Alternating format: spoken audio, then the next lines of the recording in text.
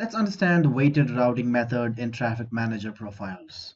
At times you may have multiple endpoints. Let's say you got a website called Test A and another web application in region B.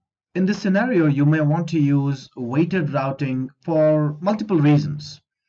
The reason one is, let's say if you would like to equally distribute the load between these two web applications. Another reason may be if you would like to gradually increase the traffic over time.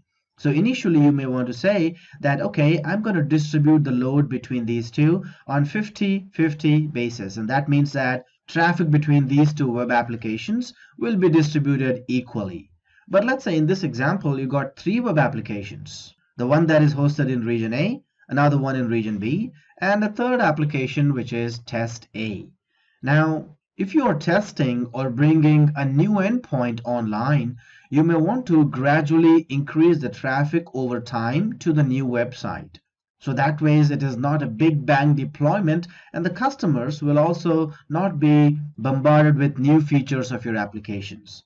So weighted traffic routing method allows you to distribute the traffic evenly or based on the number that you define. That number would be considered as weight on that application. In weighted traffic routing method, you assign a weight, which is nothing but a number, and that number is assigned to each endpoint in the Traffic Manager profile configuration. The weight is an integer like we just said, and it ranges from 1 to 1000.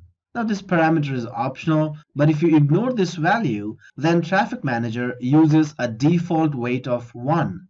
The higher the weight, the higher the priority. Using the same weight across all endpoints will result in an even traffic distribution. Using higher or lower weights on specific endpoints causes those endpoints to be returned more or less frequently in the DNS responses. So weighted routing method is a method where you would like to prefer one endpoint over another endpoint, depending on how much load would you like to send to that particular endpoint.